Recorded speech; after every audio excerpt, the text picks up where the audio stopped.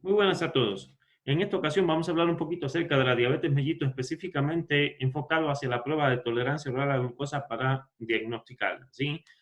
Vamos a hablar justamente de este tema porque se va a aplicar dentro de una práctica virtual, ya, o un simulador, un laboratorio virtual, ya desarrollado en Excel, ¿ya? Esta es una actividad diseñada específicamente para nivel de bachillerato.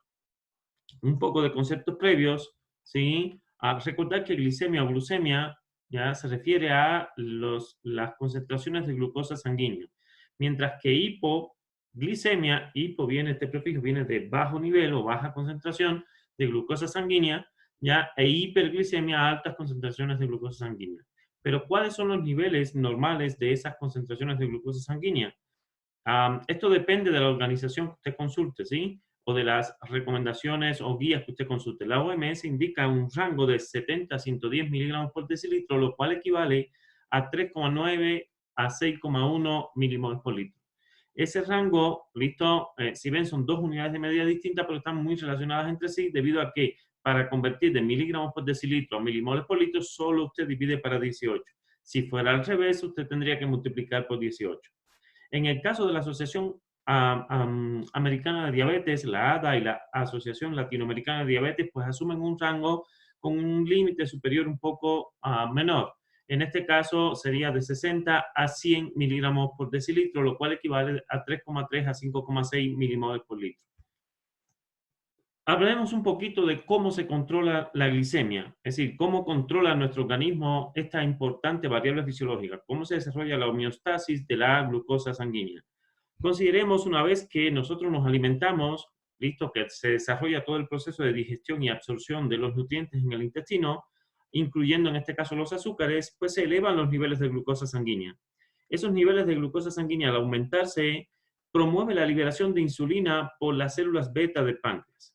¿Listo? Este páncreas sabemos que es un órgano mixto, digamos así, ya una glándula mixta, tanto exocrina como endocrina, pero desde el punto de vista endocrino participa en la liberación de dos hormonas importantes, aunque también hay otras implicadas, que es el caso de la insulina y el glucagón, que vamos a tratar acá nomás. En el caso de la insulina, una vez que se libera por las células beta del páncreas, listo, aumentan rápidamente sus concentraciones en sangre. ¿Y qué promueve esta insulina cuando se encuentra con sus tejidos diana? Lo primero que estimula es la captación de glucosa. La captación de glucosa en los tejidos se promueve a través de receptores, por supuesto, de insulina y toda una cascada intracelular de reacciones que conduce al transporte hacia la membrana de vesículas que tienen a su vez proteínas transportadoras de glucosa. Esto promueve en algunos tejidos, como es el tejido adiposo y el músculo esquelético, promueve o facilita la captación de glucosa para almacenarlas, ya sea como lípidos en el tejido graso, en este caso tejido adiposo, o también como glucógeno en el tejido muscular. En el caso del hígado, la insulina estimula también la formación de glucógeno, ya, lo cual también favorece la captación en este órgano de la glucosa, ¿listo? Y a su vez favorece como, digamos, el almacenamiento de este polisacárido, es decir, de la glucosa en forma de este polisacárido en el hígado. ¿Listo? Ahora, supongamos, ya, con esto, ¿qué es lo que vamos a lograr? Vamos a lograr entonces que los niveles de glucosa sanguínea pues se reduzcan. Es decir, ¿cómo lo hacemos? Pues una, promoviendo su captación y dos, con la insulina también promovemos su uso. El uso puede ser para la formación de grasas o también puede ser para la formación de glucógeno como formas de almacenamiento de energía. Ahora, supongamos en este caso que los niveles de glucosa sanguínea ya después de un ayuno determinado, 3 horas, 4 horas, ¿listo? Comiencen a disminuir. Comienzan a disminuir porque siempre hay tejidos que consumen la glucosa. Por ejemplo, nuestro cerebro continuamente está consumiendo esa glucosa y consume un 20% más o menos de la energía de todo tu cuerpo. Una vez que comienzan a descender esos niveles de glucosa, ¿ya? Se estimula la liberación de otra hormona por el páncreas. En este caso, esa hormona se libera por otro tipo de células del páncreas, las células alfa. Esta hormona a su vez promueve, sobre todo a nivel de tejido, digamos, hepático, listo, promueve, una vez que se libera el glucagón, la degradación o movilización del glucógeno.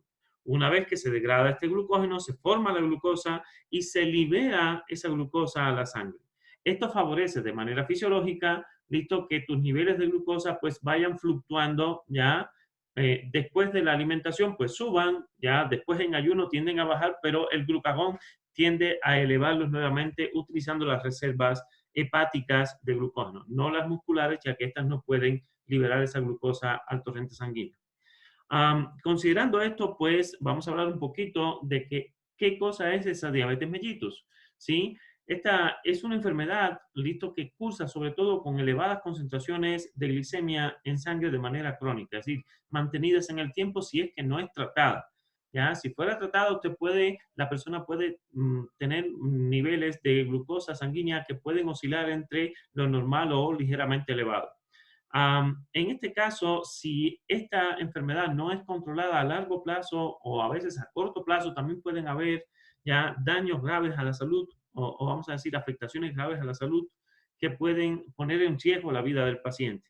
Dentro de los signos y síntomas, listo, de la diabetes, pues podemos hablar en este caso de muchos, ya algunos de ellos son inespecíficos, la mayoría ya podrían considerarse inespecíficos, pero hay algunos que se citan en la mayoría de los textos de medicina. Tenemos el caso de la polidipsia, es decir, la persona tiende a sentir mucha sed. Esto se asocia sobre todo a que la persona comienza a expulsar grandes volúmenes de orina. Por tanto, la persona tiende a sentir, es decir, entre comillas, tiende a percibir a través de sus hormonas una deshidratación. Esto hace que tu cerebro pues sienta sed continuamente. En el caso de la polifagia, digamos así, es aquella persona que no logra controlar su saciedad. ¿Listo? Esa saciedad asociada sobre todo también con los efectos de esta hormona insulina y también con otras hormonas a nivel del sistema nervioso central. A veces se siente agotamiento, la persona se siente cansada y a veces también aparece una baja de peso sin razón aparente. Otros también pueden aparecer otros síntomas o signos clínicos producto ya de un deterioro que puede ir ocurriendo en los órganos y tejidos de las personas. En este caso no estamos hablando de los tipos de diabetes, no estamos discriminando acá los tipos de diabetes, aunque sabemos que existen dos tipos fundamentales, la diabetes tipo 1 y la diabetes tipo 2. También aparece la diabetes gestacional, aparecen otras formas de diabetes asociadas a enfermedades colaterales, como asociadas, por ejemplo, al síndrome de Cushing, entre otras, que no son objetivos en esta actividad, debido a que la prueba de tolerancia que vamos a analizar el día de hoy nos va a ayudar a diagnosticar diabetes mellitus, ¿ya? Para saber el tipo de diabetes mellitus, pues la clínica, el momento de aparición de la enfermedad o los signos, pues pueden aportar mucha información y si no, bueno, pues podemos determinar los niveles de insulina, que también nos va a dar una idea bastante clara de qué puede estar sucediendo. Ahora, ¿cuáles son los factores de riesgo más relevantes para la diabetes tipo 2? Se citan muchos factores de riesgo para esta enfermedad, pero vamos a hablar aquí de algunos que se citan con más frecuencia. Tenemos el caso de los antecedentes familiares de diabetes mellitus. Esto no es otra cosa que nos da una idea de que esta enfermedad tiene también un componente genético hereditario muy importante. Algunos estudios citan que el componente genético puede abarcar entre el 60 y el 80% del riesgo de diabetes mellitus tipo 2 en las personas como tal. Estoy hablando aquí de la diabetes específicamente tipo 2. La obesidad central o abdominal, listo, así como aquella generalizada en todo el cuerpo, que se puede determinar con la circunferencia abdominal o con el IMC. La edad mayor a 45 años, aunque muchos estudios indican que la mayoría de estas personas se diagnostican un poco más tardío, ¿ya? Como tal, debido a que la diabetes tipo 2 tiene un inicio, digamos así, más lento, es decir, el detectar los signos y síntomas de esta enfermedad es un poco más lento en el tiempo. Si hay, digamos, antecedentes personales de hipertensión arterial, también es un factor de riesgo importante para esta enfermedad, así como antecedentes personales de glucemias en ayunas, ya alteradas, es decir, o pruebas de tolerancia previamente realizadas que ya hayan dado valores alterados, aunque no hayan sido suficientes para diagnosticar diabetes. Y otro factor de riesgo que algunos citan y que de alguna manera puede estar relacionado con todos los demás es el caso del sedentarismo. Sedentarismo o la inactividad física. ¿Cómo, ¿Qué es una prueba de tolerancia oral a la glucosa y cómo se desarrolla? Esta prueba es una prueba diagnóstica que se desarrolla justamente para diagnosticar, en este caso, afectaciones en el metabolismo o en la tolerancia a la glucosa, así lo dice.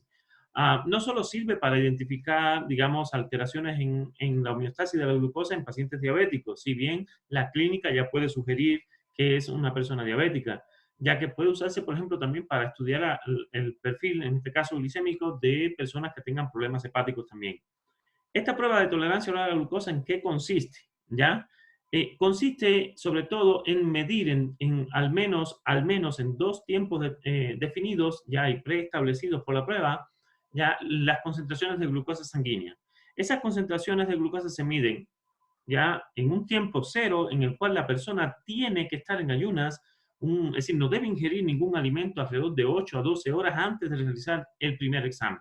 Se le extrae una muestra de sangre y se determina el nivel de glucosa sanguínea. Inmediatamente después se toma ya esa persona una disolución concentrada de glucosa que varía en dependencia del protocolo que se use. Algunos dicen que son 50 gramos de glucosa en 250 mililitros de agua, otros dicen 70 en 300 mililitros, depende del protocolo, ¿sí? Después que se tome eso, la persona tiene que estar en reposo, ¿ya? Y con la mínima actividad física posible, y a las 2 horas se vuelve a determinar la glucosa en sangre. ¿Para qué? Para ver justamente si ha cambiado o no, o cómo ha cambiado esa concentración de glucosa en sangre en base a patrones establecidos. ¿Cuáles son los patrones según la Asociación Americana de Diabetes? Aquí les presento nomás. Tenemos el hecho de que aquí estamos hablando de solo en concentraciones en milimoles por litro. Cuando está en ayuno, una persona que usted determine la glicemia ya en ayuno, listo, y le da menor a 5,6 milimoles por litro y 2 horas por poscarga de glucosa le da menos de 7,8 milimoles por litro, esa persona usted puede definir que tiene muy bajo riesgo, al menos en ese momento, en el que está determinando a través de ese valor de glicemia, tiene bajo riesgo de estar padeciendo, en este caso, una intolerancia a la glucosa ya como tal. Para diagnosticar diabetes, los valores en ayunas deben estar superiores a 7 milimoles por litro y o después de 2 horas de postcarga de glucosa puede estar a mayores a 11,1 milimol por litro. Cuando esto sucede, pues usted podría ya de alguna manera decir que es muy, muy, muy probable, listo, por supuesto, si se cuenta con protocolos estandarizados, de que la persona tenga diabetes mellitus. Hay una condición intermedia, es una condición intermedia que puede o no progresar a diabetes mellitus, en la cual la persona tiene una alteración a la tolerancia a la glucosa. En esas condiciones se denomina prediabetes. Puede tener prediabetes cuando en ayuno, la concentración de glucosa sanguínea, listo, le da entre 5,6 y 6,9 milimoles por litro, y o después de 2 horas postcarga le da entre 7,8 y 11,1 milimoles por litro. Por supuesto, la prediabetes es un factor de riesgo muy importante para el desarrollo de diabetes mellitus. Ahora, lo que vimos es la prueba clásica de tolerancia oral a la glucosa para diagnosticar diabetes mellitus. Sin embargo, a veces se estudia el perfil de la glicemia después de hacer, listo, esta prueba de tolerancia a la glucosa. Eso lo llamamos curva de tolerancia a la glucosa, es decir, medir en el tiempo cómo se comporta la glucosa después de dar una disolución estandarizada de glucosa al paciente. En el paciente, digamos, normoglicémico, que así es como se clasifica, no le decimos normal, ya todos somos normales, solo que unos están con una enfermedad y otros tal vez tengan otra, ¿ok? A esa persona, por lo general, a las 2 horas tiende a reducirse la glicemia hacia valores normales. Entre las 2, 3 horas ya tiende a estar dentro de límites normales la glucemia después de la carga o el consumo de las altas concentraciones de glucosa. Observen que no se eleva mucho, ya después en comparación con el diabético, no se eleva mucho la glicemia, pero después tiende a reducirse a una velocidad mayor. Esto tiene que ver, por supuesto, con la liberación de insulina que va ocurriendo en este paciente. Esa liberación de insulina, ¿qué es lo que va a hacer? Va a promover la captación y utilización de glucosa por los tejidos que ya mencionamos, y esto va a favorecer su disminución en sangre. ¿Ok? Este retorno acá a la normalidad y después a una tendencia a primero bajar y después volver a subir, pues aquí, como les decíamos, podría estar participando el caso del glucagón con procesos que promuevan la liberación de glucosa sanguínea. Ahora, supongamos en el caso del diabético, ¿por qué se eleva además de mucho? ¿Por qué tarda mucho en reducirse? ¿Y por qué en ayunas está alta la glicemia? Justamente en ayunas está alta la glicemia porque esta persona no tiene ya insulina, o puede ser que tenga insulina, pero la insulina no puede estar actuando adecuadamente, como es el caso de la diabetes tipo 2. En estas condiciones no puede promover una captación adecuada de glucosa por los tejidos y tampoco una utilización adecuada de la misma. Por eso se mantiene elevada en tiempo cero, digamos, en ayuno. Y de ahí puede elevarse mucho también porque la respuesta que puede darse a esa hormona insulina puede ser mucho más lenta. ¿Listo? Puede ser mucho más lenta, lo cual, o por otro lado, no hay insulina para poder promover la captación adecuada de glucosa. ¿Se reduce en el tiempo? Sí, pero en este caso se reduce mucho menos y a menos velocidad que en una persona normoglucémica. ¿Por qué se reduce? Porque, bueno, la persona de alguna manera tiene también órganos y tejidos que consumen glucosa. Como les mencionaba, el caso del cerebro, entre comillas, es un órgano adicto a la glucosa, ¿ya? Y por eso, bueno, pues se reduce, lo que pasa que en este caso es a mucha menos velocidad, ¿ya? Si fuéramos a hablar de un paciente prediabético, pues los valores estarían intermedios entre ambas curvas como tal. ¿Listo? Hablamos ahorita mismo de cómo explicábamos estos resultados. Ahora, ¿cómo trabaja el simulador? Vamos a acceder al mismo acá. ¿Listo? Ok. Y lo primero que usted abre, aquí le van a salir ya tres hojas, es decir, tres hojas importantes dentro de este libro de Excel. Tenemos acá la presentación, la teoría práctica y el desarrollo.